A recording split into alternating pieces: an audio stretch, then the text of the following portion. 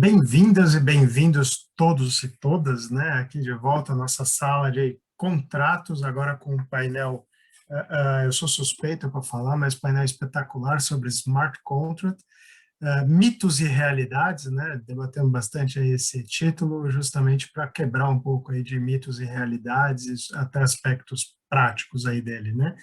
Para isso, temos aqui três grandes especialistas nas áreas, né? Eu vou estar mediando, o Rodrigo Rebouças, a nossa atividade, sou conselheiro aqui da Finaló e colaboro bastante aqui nas atividades, né? Então, teremos três grandes especialistas, como mencionei, né? A começar, e não necessariamente nessa ordem de fala, mas enfim, né, a Maria Isabel de Carvalho Sica Long, que ela é head da área de compliance para a América Latina da Google, mestre em Direito Civil pela USP, presidente das comissões de Novas Tecnologias e Proteção de Dados do IASP e Brademp, a Tatiana Revoredo, membro fundador do Oxford Blockchain Foundation, blockchain estrategista por Oxford e pelo MIT, e o Flávio Ribeiro, não menos importante, né, Flávio, nossa representação masculina aqui no painel, né, que é CEO da Netlex e doutor em Direito Comercial pela USP, onde também pode desenvolver aí sua tese de doutorado em cima do conceito de smart contracts, né. Enfim, todos sejam muito bem-vindos, viu, gente? A ideia aqui é realmente a gente ter um bate-papo e trabalhar com essa ideia de mitos e realidades. E daí eu queria saber já de vocês, novamente dando boas-vindas, né? Realmente qual é, o que é, né, um smart contract e qual a sua distinção aí para um contrato tradicional, né? O contrato padrão que a gente conhece. O que ele tem de tão smart assim? Não sei quem quer começar. Bem, acho que eu posso tentar e, obviamente, desculpa, quer ir, Não, Tatiana, Isabel? pode ir, Flávio, vai lá. Tá, só fazendo uma pequena correção, minha tese não foi sobre smart contracts, mas, enfim, eu sou entusiasta do tema também. E um pouco da minha interpretação, né, e obviamente a Tatiana e a Isabel podem colocar um pouco mais de cor sobre o conceito, mas eu gosto de fazer uma analogia, talvez, com você pegar um ônibus, né? Então, hoje em dia, quando você vai pegar um ônibus, né, uma passagem de ônibus, você entra dentro da roleta, coloca o seu cartão lá e a roleta abre automaticamente, né? Então, você firmou ali um contrato de transporte executado na hora, né? Na vez que você foi reconhecido aquele pagamento, a roleta abriu e você ingressou e tem a sua viagem de ônibus ali. Então, nesse conceito básico, o que a gente tem? A gente tem uma alta execução contratual, né? Se a gente começa a abstrair um pouco, e até para ampliar maiores aplicações desse tipo de contrato, você pode ter um código, então você tem lá um parâmetro que eventualmente você coloca dentro de um blockchain, né? E que seja auto-executável. Então, você coloca uma ordem ali dentro e uma vez que imputado aqueles parâmetros, você auto-executa aquele contrato. Então, nesse paralelo, né, seria basicamente a experiência que a gente tem nesse contrato de transporte, mas aplicado aí em contratos através da tecnologia blockchain, que permite aí a imutabilidade, né, e a rastreabilidade. Enfim, só um conceito bem básico, né, mas até abrindo aí para a Tatiana e para a Isabel também para aprofundar. Bom, obrigado, Flávio. Eu acho que a Tatiana também, que tem obras publicadas na área, inclusive um livro referência, né? Blockchain, tudo que você precisa saber sobre, né? Recomendo aí, fazendo merchan, né? Mas o que você nos diz aí, Tati? Primeiramente, queria agradecer a oportunidade ao Rebouças, muito legal estar aqui com a Isabel e com o Flávio. Bom, contratos inteligentes são códigos de software, né? Códigos de computador, que incorporam aí regras de governança e lógica de negócios. Eles possibilitam aí o desbloqueio de valor ou de um direito de acesso, se e quando determinadas condições que são pré-estabelecidas são cumpridas. Então, basicamente, aí ele é um conjunto específico de instruções que são executadas via código de software, né?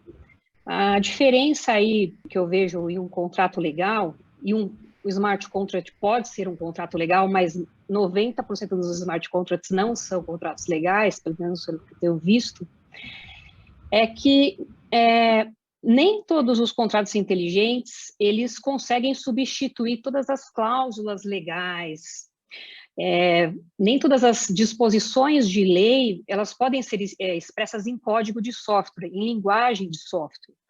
Porque, por exemplo, num contrato onde você tem um componente subjetivo muito grande, como componente-chave, isso não consegue ser traduzido em linguagem de código. Então, não necessariamente todo smart contract é um contrato legal, e a sua inteligência vai depender aí da inteligência do desenvolvedor. Eu tenho duas, na verdade, mais perguntas do que ponderações, mas primeiro eu queria agradecer também, Rodrigo, pelo convite. É um super prazer falar junto com o Flávio e com a Tatiana, então, obrigada, Rodrigo, obrigada, Tatiana e Flávio, pela oportunidade.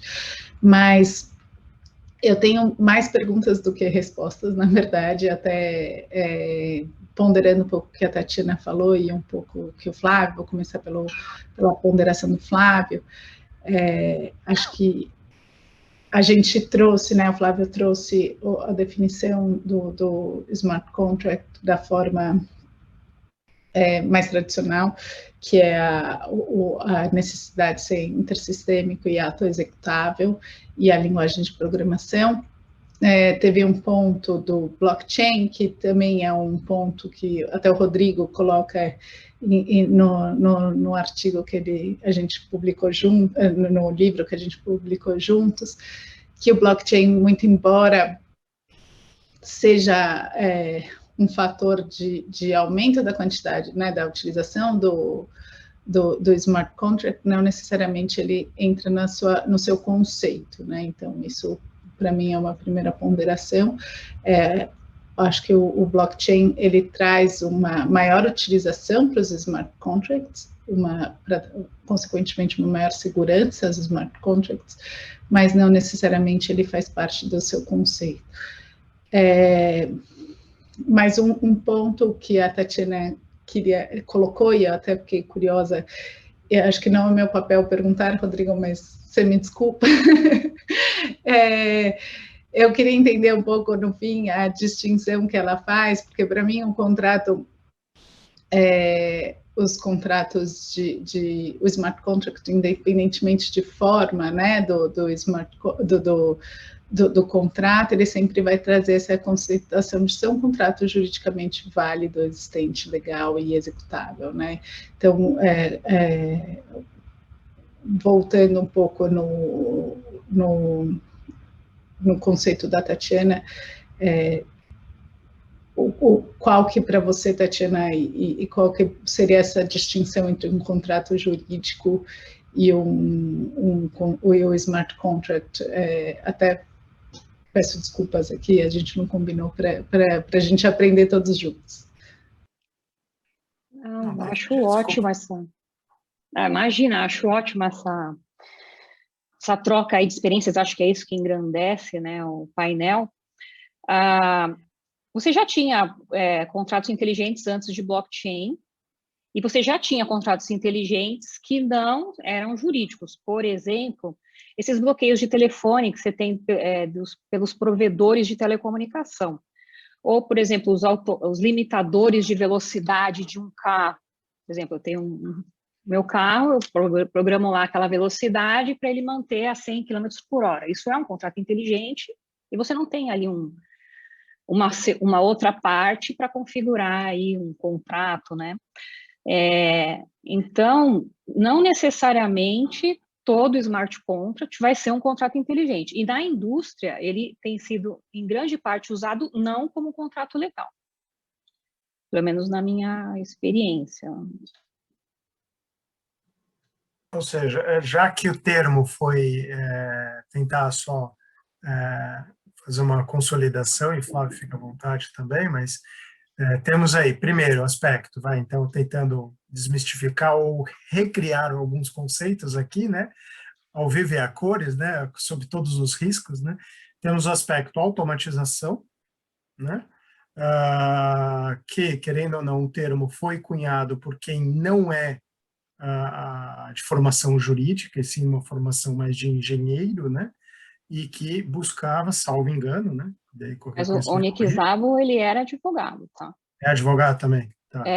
O Nick Szabo, quando ele cunhou lá em 91 o termo, ele é advogado, criptógrafo, desenvolvedor.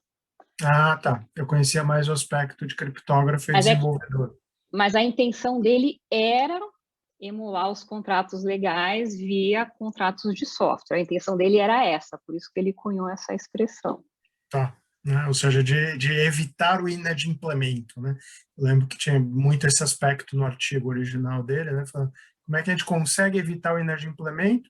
Seria tirando a capacidade humana ou a autonomia privada humana de interromper o seu cumprimento, né? E por isso acho que a grande magia, daí vocês me corrijam, de ser auto-executável, né? Ou seja, da parte da automatização.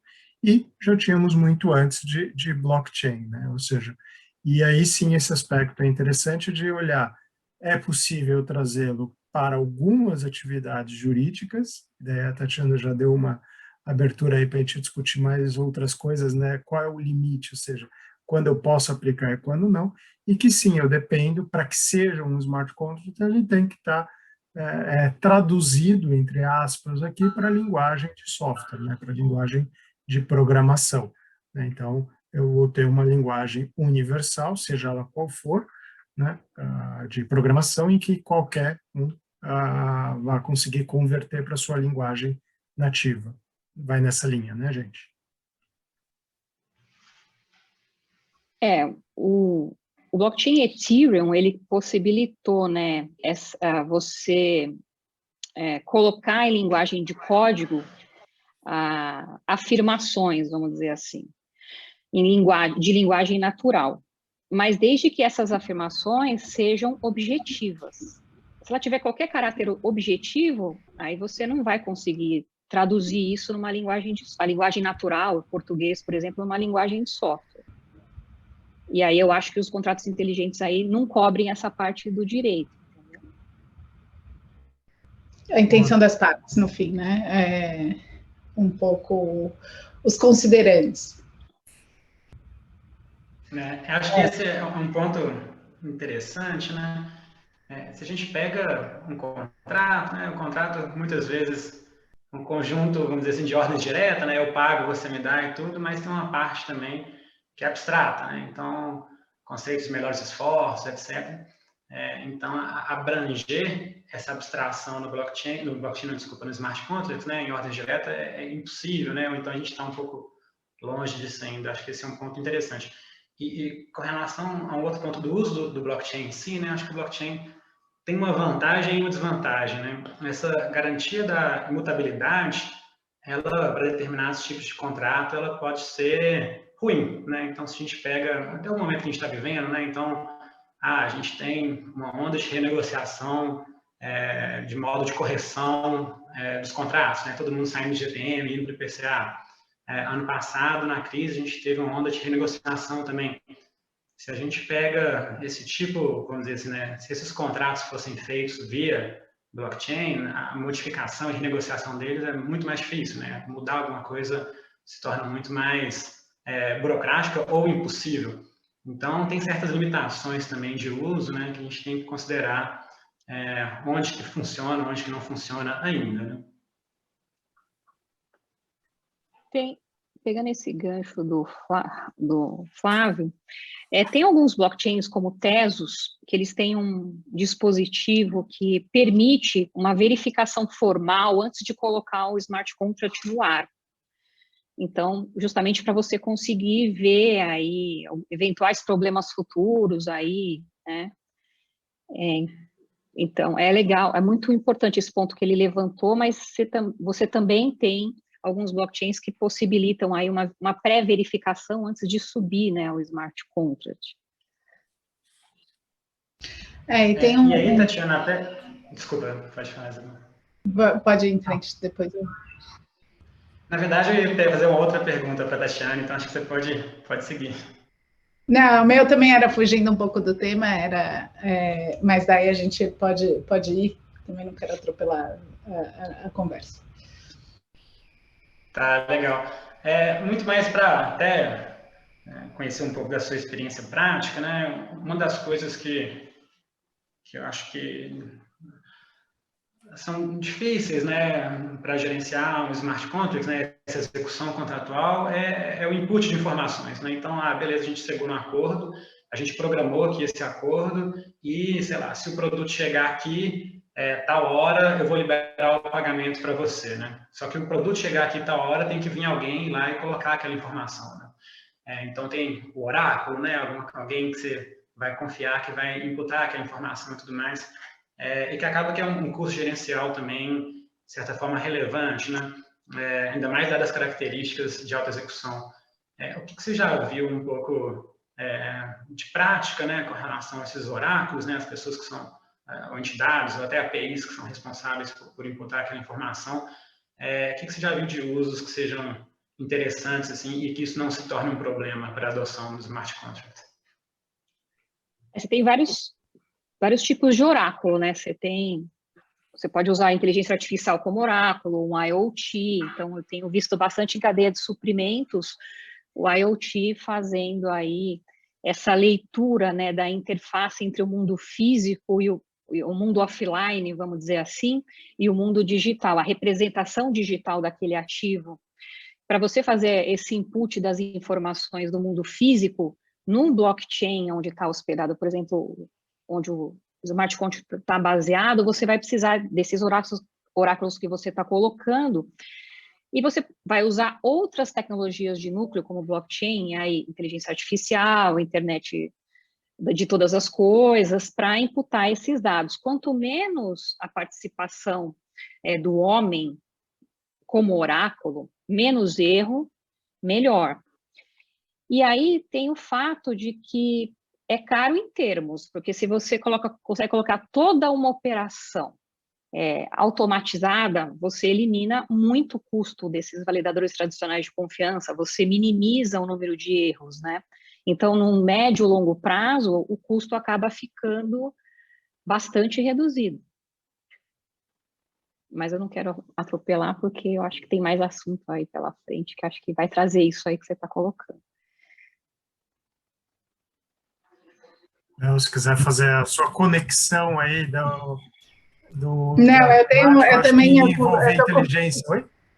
Não, exato, eu estava com medo de atropelar a discussão com esse tema, é por isso que eu segurei já 2 vezes. Mas eu acho que um ponto que a Tatiana e o Flávio estavam falando, e eu estava me segurando aqui para falar, é justamente sobre a inteligência artificial, né? E entender um pouco o papel que a inteligência artificial pode ter com os smart contracts. Na minha opinião, da forma que os smart contracts estão sendo estabelecidos, ou a definição que a gente usa hoje de smart contract é uma coisa muito mais no sentido de operacional, né? Não tem um desenvolvimento, ou seja, a parte de execução que o Flávio estava falando, ou de fatores externos ao contrato, o impacto desses fatores, ainda não se vê uma utilização, não se vê uma participação desses fatores nos smart contracts. É uma cadeia lógica totalmente objetiva, até porque é feito por blockchain e programação, então, mas a inteligência artificial poderia ser uma forma de desenvolvimento e trazer uma possibilidade de execução do smart contract em situações não tão objetivas. Então, mas obviamente a inteligência artificial a gente não controla 100%, então também tem sempre esse fator de risco, né? Mas eu vejo que a inteligência artificial poderia ser um desenvolvimento do smart contract para que pudesse usar em situações muito em novas situações com menos objetividade do que essas que a gente está falando, que principalmente, primordialmente, em setores em que você tem uma cadeia produtiva e você tem uma situação que se repete, né? Então, a inteligência artificial poderia vir a colaborar ou no input dessas informações, ou nas informações que você falou, Flávia, de entrega e etc., na modificação da situação em caso de inadimplemento ou execução, diferentemente da execução que não seja exatamente da forma contratada.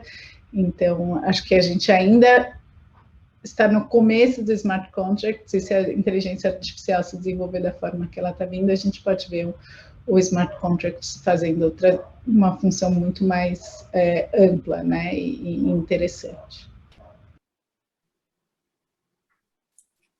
Tem um exemplo. Conectar aí, então, agora só para... ou seja, a gente está conectando smart contract com o conceito de inteligência artificial e IoT, né, Internet das Coisas, que acho que está tudo interconectado, ainda mais nesse mundo atual que é quase impossível a gente não estar em algum lugar que a gente não está conectado ou transmitindo alguma informação ou recebendo alguma informação por conexão de IoT, né? Enfim. Diga, Tati. Eu tenho um exemplo aí de inteligência artificial funcionando aí para verificar, por exemplo, a integridade humana ou as intenções humanas de um comprador, por exemplo, no setor de marketing ou publicidade, e pegando essas informações, funcionando como um oráculo e imputando essas informações no smart contract, porque você sabe, o blockchain, tudo que você coloca lá dentro, se entra lixo, sai lixo, né? Aquele velho ditado. E aí, no caso, esse exemplo aí da verificação da integridade humana via inteligência artificial é um bom exemplo de como a gente pode avaliar aí o subjetivismo e imputá-lo, né, num smart contract. E temos casos concretos já, Tatiana, Flávio, Isabel, de sua aplicação, só para quem está nos acompanhando, falando, isso daí vai um dia chegar. Não, está aí já, né? Como é que a gente pode materializar isso daí? Mas diga, Flávio, desculpa ter te cortado. Na verdade, mais até uma discussão que eu acho interessante levantar, né? Então, assim, pelo menos do que eu já vi, né? O próprio smart contract em si, ele não tem nele, né? Na ordem dele, a ordem direta sem IA, né? Então, é uma ordem de si, então, né? Então, o IA ele entra para imputar aquele dado e verificar se aconteceu ou não, e uma vez que ele imputa aquele dado utilizando o IA, né? Aí sim, a gente dá o trigger, né? Começa o gatilho lá para a execução do smart contract e tal. Enfim, queria mais ouvir um pouco, acho que da Tati e da Isabel deve ter até mais experiência prática do que eu com relação a isso. Vocês já viram a atuação do IA fora do oráculo, né? Vamos dizer assim, sem ser um oráculo, ou só no oráculo, e essa distinção permanece nítida ainda, né? Olha, o oráculo tem IA, mas o smart contract não, né?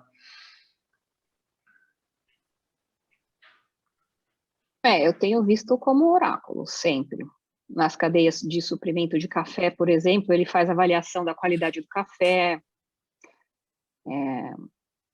em tempo real, e aí ele vai alimentando o contrato inteligente ali em tempo real, também é legal que você tem toda aí a transparência e a rastreabilidade 100%, 24 horas, 7 dias por semana, e aí quem faz isso é a inteligência artificial. Eu acho que na agricultura, a Tatiana falou do café, eu estou pensando no conceito de smart contract que a Tatiana trouxe, né, que seria, não pensando no contrato jurídico, né, trazendo o conceito, o primeiro conceito que a Tatiana falou do carro e etc., a inteligência artificial já tem um papel enorme, né? Então, a gente vê na agricultura, hoje a inteligência artificial já faz uma distinção completa, já traz inovações completamente inimagináveis, como, por exemplo, previsão meteorológica, análises de solo e etc. Mas eu fico pensando, né, no conceito de Enzo de contratos, e utilizando este conceito para smart contract, eu ainda não vejo um papel da inteligência artificial no smart contract, né? Pelo menos eu não tenho conhecimento disso sendo feito aí, porque essa parte subjetiva, a inteligência artificial traz essa parte subjetiva, a ideia da inteligência artificial é ser uma inteligência, então, obviamente, tem uma subjetividade por trás disso. Então, por enquanto, de forma prática, eu não vi, né? O que se tem é muito estudo acadêmico e como seria a execução, como seria, se suprimiria a vontade das partes, uma vez que as partes decidiram optar pelo smart contract, havendo a inteligência artificial tomando decisões, né? Poderia isso ser considerado vontade das partes? Daí essa discussão mais acadêmica, menos tangível, por enquanto, pelo menos por enquanto, né? Até aproveitando um pouco, bebendo um pouco da experiência suas ainda, né? Então, a gente tem, que eu estou entendendo, a gente conversou aqui uma parte muito voltado para o oráculo checando se a mercadoria foi entregue, se está em qualidade, etc. e tal. Então, visualizando, vamos dizer assim, né, uma parte do contrato, né? E aí a outra parte, geralmente, é o pagamento, né? Então, beleza, chegou a mercadoria, a qualidade está legal, tem que pagar. E aí, o que vocês estão vendo com relação a automatizar esse pagamento, né? Porque acho que abre N problemas também de como fazer isso de forma automática, né? Vou ter um wallet, mas você vai deixar o dinheiro lá parado lá dentro, ou então não, vou ter que, enfim, tomar alguma atitude. Pensando assim, até não no segmento financeiro, né, no segmento, por exemplo, da cadeia de fornecimento, suprimentos, né? O que vocês já viram, assim, o que vocês acham que funciona, o que não funciona? Você tem aí... Eu queria só fazer um parênteses antes, porque acho que é legal a gente ressaltar que os smart contracts, eles podem interagir tanto com humanos como com outros contratos inteligentes. A gente já está vendo aí a criação de DAOs, né, que são organizações autônomas distribuídas, que são compostas só por contratos inteligentes, ou seja, uma empresa, imagina uma indústria composta só por contratos inteligentes, sem nenhuma interação humana. Isso já está sendo criado. E aí a inteligência artificial entra. Acho que um exemplo, não nesse segmento de DAOs, né, mas que a gente pode trazer aí, que eu acho que ajuda bastante, é o uso de contratos inteligentes em seguro de viagem. A gente já tem aí uma seguradora que chama Axe, que funciona no blockchain Ethereum, que ela fornece seguro por atraso de voo. Então, já pegando o gancho do pagamento automático, você tem aí um contrato inteligente ligado no banco de dados dos status de voos, e aí a inteligência artificial ou o próprio contrato inteligente avalia aí os delays, né, dos voos, e assim que aquela condição de um atraso de mais de 2 horas acontecer, aquele dinheiro é liberado para o segurado. E até esse momento dessa condição ser cumprida, o dinheiro fica locado, né, travado num escrow, né, como garantia na empresa seguradora. Isso é tudo feito de forma automatizada. E esse pagamento, dependendo do blockchain que é usado, se for o blockchain Algorand, ele pode acontecer aí em 5 segundos, por exemplo, é muito rápido. Então, esse é um exemplo com meio de pagamento. Mas nesse caso, por exemplo, né, pensando só, problematizando mesmo assim, e para até pensar um pouco em aplicações futuras, né? Nesse caso, não seria contraproducente para a seguradora, no sentido de que a seguradora, acho que grande parte da atividade dela está em receber aqueles recursos e aplicar e usar, vamos dizer, só quando necessário.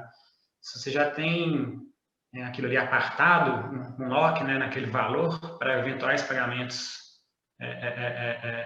do sinistro, etc. e tal, mas financeiramente não seria um prejuízo para a seguradora? Estou pensando só assim, né, extrapolando para o uso em geral, né? Como que a gente resolve esse problema do pagamento, de não deixar o dinheiro preso, né? Na verdade, eu acho que isso é uma vantagem, porque o maior problema que as seguradoras enfrentam hoje em dia é justamente a fraude do sinistro provocado pelas pessoas. O grande problema das seguradoras está nas fraudes que elas sofrem, porque as pessoas, né, buscam aí atos para fraudar a seguradora. Então, uma maneira que a seguradora tem de se prevenir é automatizando tudo isso.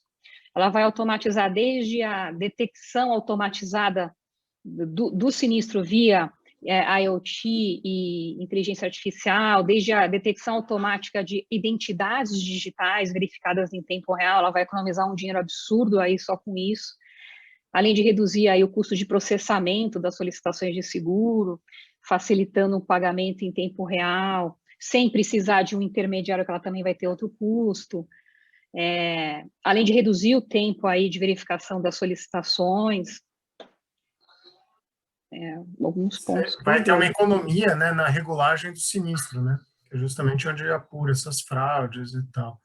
Sim, eu lembrei até, você comentando desse universo de seguros, vários aqui talvez já tenham assistido aquele vídeo da regulagem de um sinistro de batida de carros, que estava na época em beta teste ainda, em Los Angeles, em que identifica automaticamente a batida de carro e vem um drone da seguradora que já fotografa, já abre o nosso equivalente a um boletim de ocorrência e aciona todo o processo interno do seguro, ou seja, probabilidade de fazerem aquele acordo de qual é o seguro mais barato, né, que é uma fraude clássica, zero, né, ou seja, acaba esse tipo de situação. Interessante essa conexão aí também, né, me parece.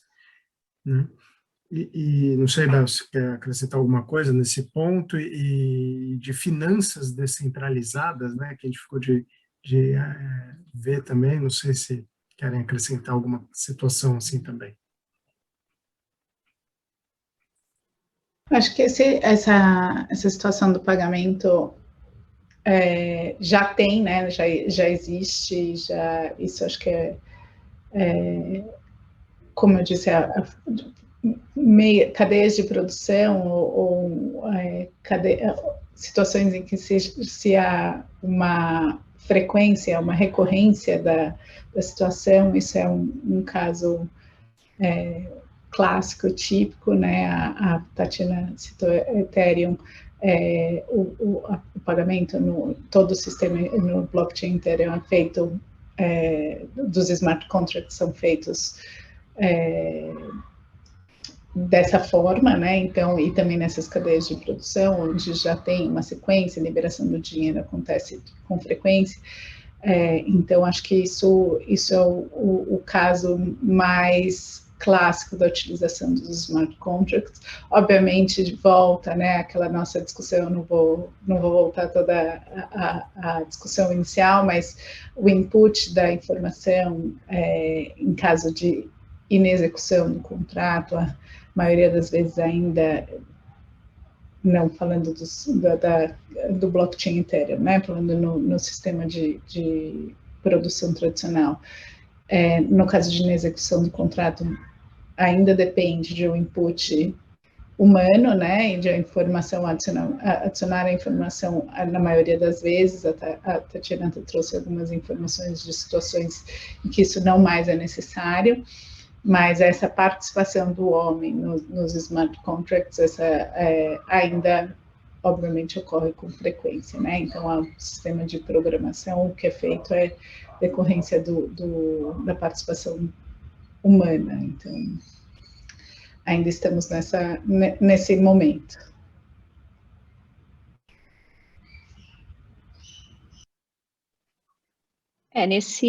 As finanças descentralizadas, né, que são o campo aí mais de maior crescimento que a gente tem na indústria blockchain. No primeiro quadrimestre aí a gente teve 53 bilhões aí de volume de mercado nessa área aí. Os smart contracts, eles são essenciais, foram eles que possibilitaram, né, o surgimento das finanças descentralizadas, que nada mais são do que as mesmas operações que a gente faz no mercado tradicional, mas de uma maneira completamente automatizada. Então, imagina que vai ser tão fácil você usar um investimento, um aplicativo de investimento como mandar um e-mail. E isso por conta, né, dos smart contracts, que é onde reside a lógica de negócios dos aplicativos em DeFi. E aí eu acho que é interessante porque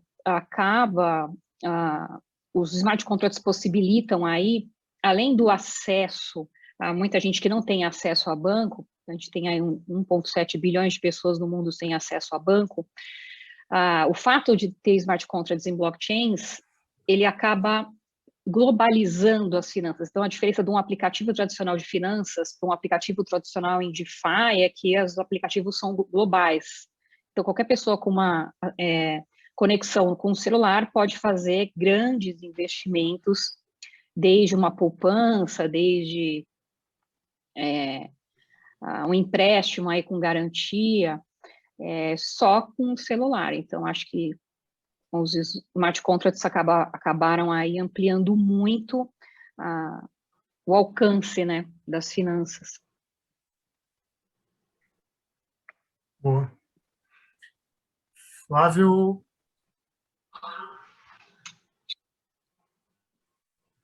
Desculpa, acho que cortou um pouco minha conexão. Estão me ouvindo? Tá. Sim. Eu achei que deu uma travadinha, mas estamos falando aí das questões dos DeFis, né, de finanças descentralizadas, né, ou seja, como a sua conexão aí com os smart contracts, e queria já que você emendasse aí com alguma dica que você possa nos já passar, e daí eu já vou passando a palavra para a Bel e para a Tatiana também já nos passarem dicas ou recomendações para quem está aqui nos acompanhando e ainda está entrando ou tateando esse universo dos smart contracts. Legal. Bem, acho que a gente está vivendo um pouco, talvez, a Mara Law, né? Então, quando tem uma nova tecnologia, a gente tem uma tendência a superdimensionar o impacto dela em curto prazo e subdimensionar o impacto dela a longo prazo, né?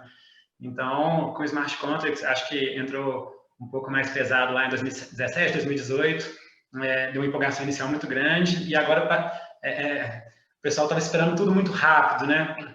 E não viu que está, tipo assim, às vezes até teve um movimento pendular, né? Ora, não aconteceu tão rápido como eu gostaria, como eu estava visualizando, mas por trás está rolando, e vai ser grande no futuro, né?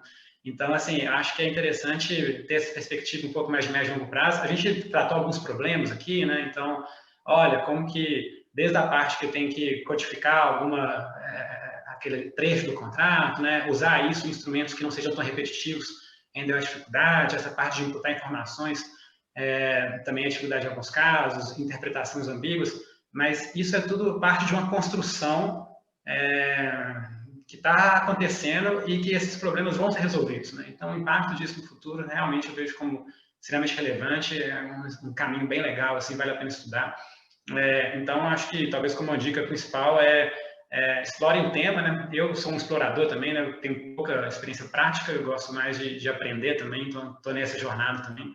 Então, não deixem passar pensando que tem muitas dificuldades e que não vai ser adotado, né? Vai ser. Então, tem dificuldades normais de implantação de qualquer nova tecnologia. Obrigado, Flávio. Não sei, Sibel quer falar? Posso falar. Eu queria agradecer de novo pelo convite, Rodrigo, prazer falar do lado da Tatiana e Flávio.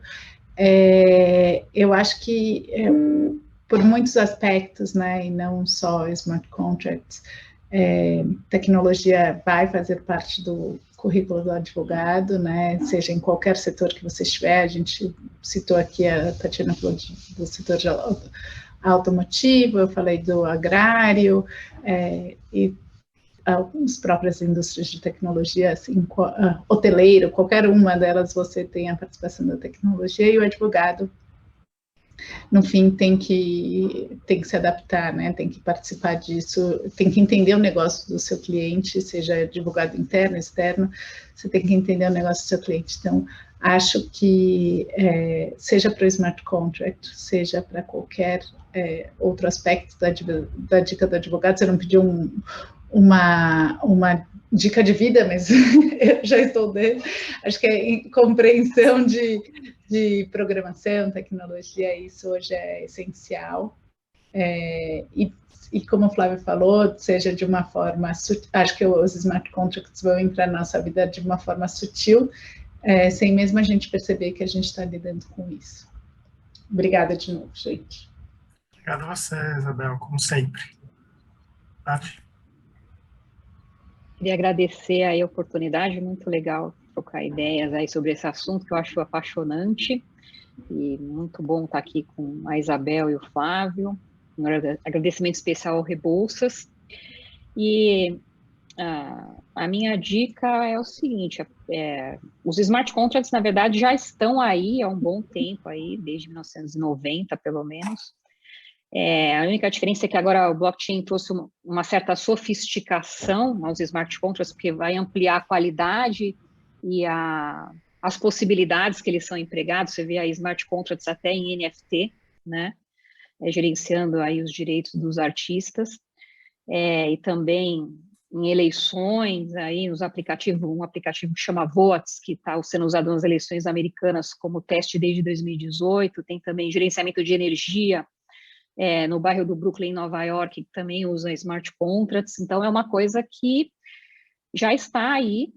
A minha dica para o profissional do direito é o seguinte: os smart contracts, eles são fáceis de implementar em nível técnico, principalmente se eles estiverem só atrelados à condição de tempo, a hora, mas o aspecto regulatório é que traz uma certa complexidade para os smart contracts, e também o aspecto cultural, e é aí que o profissional do direito tem o grande filão, a grande chance, porque esse mercado é vasto, vai impactar todos os setores e indústrias e, com certeza, os profissionais do direito. Então, você já tem aí advogados aprendendo programação de smart contracts, não para ser um programador, mas para conseguir aconselhar melhor o seu cliente, para ser um ativo do seu cliente. Então, eu acho que é interessante o advogado, ou mesmo quem julga, né, as causas no tribunal, terem essa noção de contratos inteligentes, porque eles vieram para ficar. Boa.